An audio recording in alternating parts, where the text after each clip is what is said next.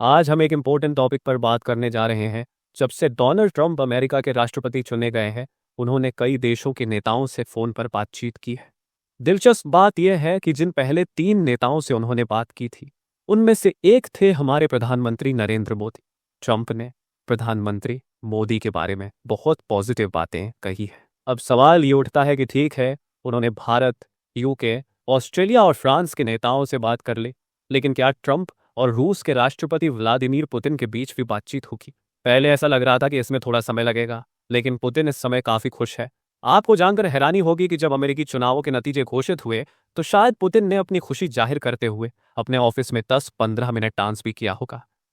ऐसा इसलिए क्योंकि डोनाल्ड ट्रंप का राष्ट्रपति बनना रूस के लिए बहुत बड़ी खुशखबरी है। पुतिन ने भी ट्रंप को बधाई दी है और उम्मीद जताई है कि जब तक वो प्रेसिडेंट रहेंगे, दोनों देशों के संबंध बेहतर होंगे।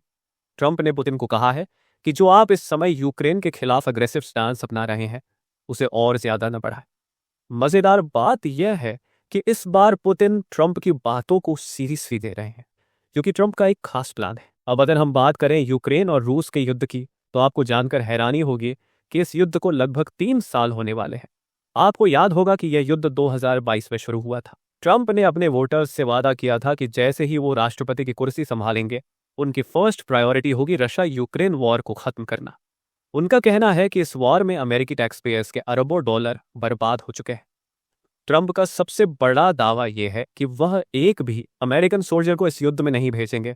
अगर कोई सैनिक तैनात होंगे तो वो यूरोपीय देशों के होंगे, क्योंकि यह समस्या यूरोप की है, न कि अमेरिका की। ट्रंप के पास एक प्लान है कि इस युद्ध को फौरन कैसे रोका जाए। ट्रंप का मानना है कि अगर इस युद्ध को तुरंत खत्म करना है, तो जिसके पास जो जमीन अब तक आ चुकी है वही बनी रहने दो। ट्रंप के शांति योजना के तहत यूक्रेन को यह मानना होगा कि क्रीमिया अब रूस का हिस्सा है। इंटरनेशनल कम्युनिटी को भी इस बात को स्वीकार करना पड़ेगा कि क्रीमिया अब रूस का हो चुका है, क्योंकि रूस ने इसे 2014 में अपने कब्जे में ले लिया था। अब बात करें डोनबास क्षेत्र की। यह वह इलाका है जिसे रूस ने पहले ही अपने हिस्से के रूप में घोषित कर दिया है। हालांकि यह अभी भी यूक्रेन का एरिया है, लेकिन रूस इसे कंट्रोल कर रहा है।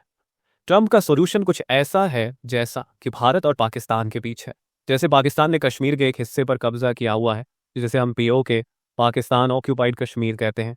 इस तरह ट्रंप का पूरा जोर इस बात पर है कि युद्ध को बिना किसी अमेरिकी सैनिक की मदद के खत्म किया जाए और यूरोपीय देशों को ही इस प्रॉब्लम का सोल्यूशन ढूंढने के लिए आगे आना चाहिए। लाइन ऑफ कंट्रोल को दोनों देशों रूस और यूक्रेन के बीच एक तरह से तय कर दिया जाएगा, ताकि वे आपस में लड़ाई न करें। उनके इस इलाके में एक बफर जोन बना दिया जाएगा। इसे आप यूक्रेन रूस की नई लाइन ऑफ कंट्रोल समझ सकते हैं, जहां अब कोई वायलेंस नहीं होगा। रूस और यूक्रेन दोनों तरफ के सैनिक इस लाइन से पीछे हट जाएंगे। साथ ही यूरोपीय देश जैसे जर्मनी, फ्रांस और स्पेन को भी कहा जाएगा कि वे अपने सैनिकों को इस बफर जोन से काफी दूर रखें। रूस के नजरिए से देखें तो यह एक बड़ी जीत मानी जाएगी, क्योंकि क्राइमिया और अन्य क्षेत्रों पर उनका कंट्रोल बना रहेगा। रूस किसी भी हालत में इन इलाकों को हाथ से जाने नहीं देगा।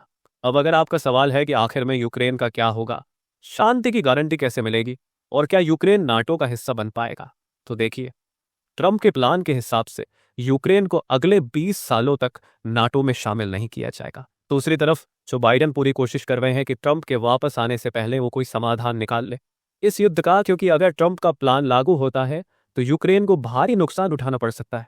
यूक्रेनी लोग महसूस करेंगे कि अमेरिका ने उनके साथ धोखा किया है। लेकिन हमें यह भी समझना होगा कि डोनाल्ड ट्रंप का फोकस अलग है।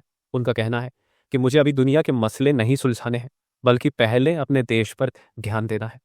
अमेरिका का कर्ज बहुत ज्यादा बढ़ चुका है और ट्रंप इसे कम करना चाहते हैं। इसके लिए वो सरकारी खर्चे में कटौती करेंगे और कई सरकारी नौकरियां खत्म की जा सकती हैं। यहां तक कि एलन मस्क को भी सरकार की कई योजनाओं को सीधे तौर पर ओवरसीज करने के लिए लाया गया है। लेकिन फिर भी बाइडेन अपनी तरफ से काफी कोशिश कर रहे हैं। वीडियो में आगे भी नई जानकारी लाता रहूंगा। और आखिरी में मैं आपसे एक सवाल पूछना चाहता हूं।